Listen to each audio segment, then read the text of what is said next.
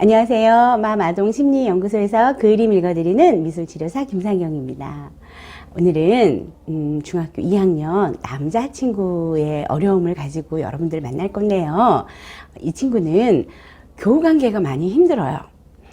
초등학교 때부터 힘들었는지 제가 조금 알아보니까 초등학교 때는 그럭저럭 또래 친구들하고 밖에 나가서 놀기도 하고 장난도 같이 치고 맛있는 거 먹으러 다니기도 하고 제법 즐거운 친구들하고의 관계를 유지를 했었는데, 중학교 2학년에 올라오면서 학교 수업이 교실에서만 이루어지는 수업이 아니고요.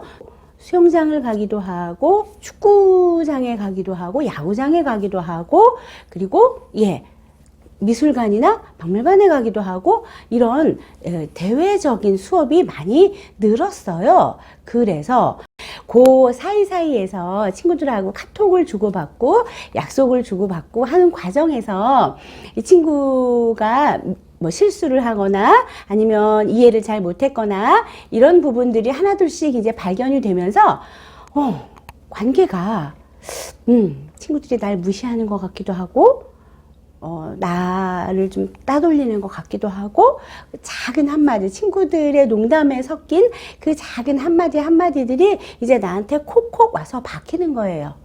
예를 들면 편의점에 갔을 때 그런 적이 있었대요. 수업 끝나고 편의점을 들려서 좀 배 좀 채우고 허기를 좀 채우고 먹는 거 말고 입술이 좀 바짝바짝 말라서 그 입술 바르는 거, 입술 립밤 같은 거, 그거를 구입을 했어요. 그랬더니 친구들이 여자냐? 뭐 이래가면서 좀 욕이 들어가서 제가 전달하기는 좀 뭐하지만 욕이 들어가는 어떤 언어를 얘기하면서 비하하는 그런 이야기를 들었는데, 그 순간에 자기가 내가 뭔가 실수했구나, 나 지금 뭔가 문제가 지금 생겼구나 라고 하는 깨달음을 얻었는데, 그리고 나서 학교를 다음날 가는데 너무 마음이 불편하더랍니다. 친구들이 나를 그런 아이로 인식을 하고 있었구나, 이런 걸 알게 된 거예요. 그래서 이제 친구들하고 자연스럽게 어울리는 게 불편해지고, 그 다음에 또 다음에도 같이 어울려서 편의점에 가게 되는데 나 안 갈래를 하게 되고, 자 이러면서 이제 점차 친구들하고 관계가 어려워지고, 이제 학교 가는 것도 안 갈 수 없을까를 생각하는 그런 중2 남학생이 찾아왔어요. 이제 이 친구가 그린 다리 위에 사람 그림을 보고 어느 부분을 어떻게 도와줘야 될지 한번 찾아볼게요.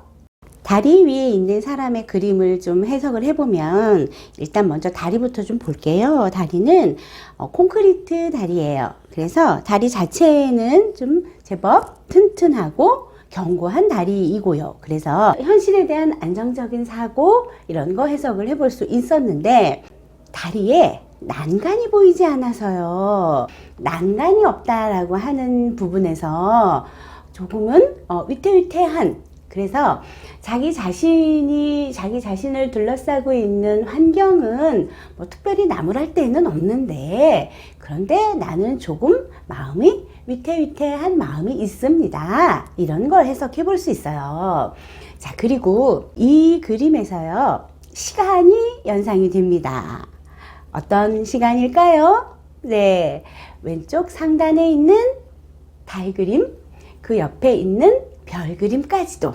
자, 그래서 이 친구가 그림을 다 그리고 사람을 검은색으로 칠한 이유를 제가 물어봤거든요. 그랬더니 원래는 시간을 밤이라고 하는 설정을 할 생각이 없었는데, 사람 그리는 게 너무 막연해서 사람을 검게 칠해놓고 보니까 밤이면 저 검은 사람이 논리적으로 설명이 될 것 같아서, 그래서 달 그리고 별 그렸습니다, 이렇게 얘기하더라고요. 자, 그러면 이유와 내용을 살펴보면, 사람 그림과 달과 별, 그리고 시간적으로 밤이라는 거 서로 연관이 되네요. 이 부분은 어떻게 해석할 수 있을까요? 저는 이 부분은요, 현실에서 다양한 또는 임팩트 있는 그런 실패나 좌절 경험이 꽤나 있었던 것으로 보여요. 그리고 그런 부분들이 나만 알고 있는 실패, 나 혼자 조용히 경험했던 그런 좌절의 경험, 이런 것들을 감추고 싶은 그런 속내가 저 그림의 사람 그림과 달, 별 그림으로 해석을 하면 어떨까 합니다. 그러면 이제 이 친구의 다리 위에 사람 그림과 이 친구가 지금 직면하고 있는 어려움과 이거를 어떤 방법으로 도와줄 수 있을까요? 자, 그 달 그림과 사람을 실루엣으로 표현했던 부분은 꽤나 의미가 있어요. 어떤 의미냐면 친구들이 했던 그런 장난기 섞인 태도, 반응이 나한테는 콕 상처로 온 거예요. 그런데 다리에 난간이 없었어요. 위험한 다리이거나 안정적이지 않은 다리가 아니었음에도 불구하고 다리에 난간이 없다고 하는 부분은 내가 어떤 상황에서 어떤 현실에서 나의 대처 능력에 조금은 미숙함이 있었던 것으로 해석을 했습니다. 나의 대처 능력에 미숙함이요. 어떤 미숙함이었을까요?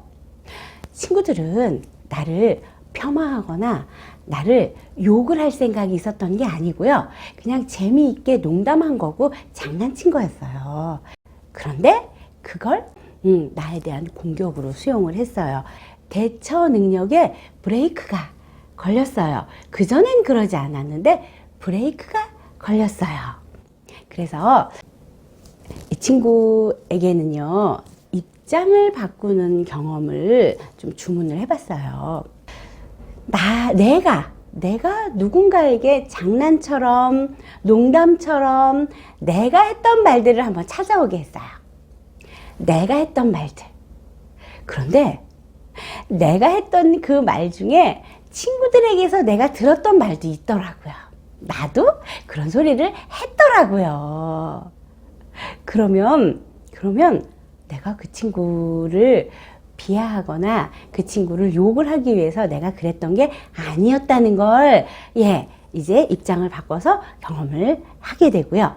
그 경험을 가지고 다른 친구 역시 나를 비하하거나 나에게 어떤 비난을 가하고 내가 무시되거나 비하되거나 나를 비하하거나 무시하려고 했던 행동이 아니라는 거를 간접적으로 경험을 하게 됐습니다.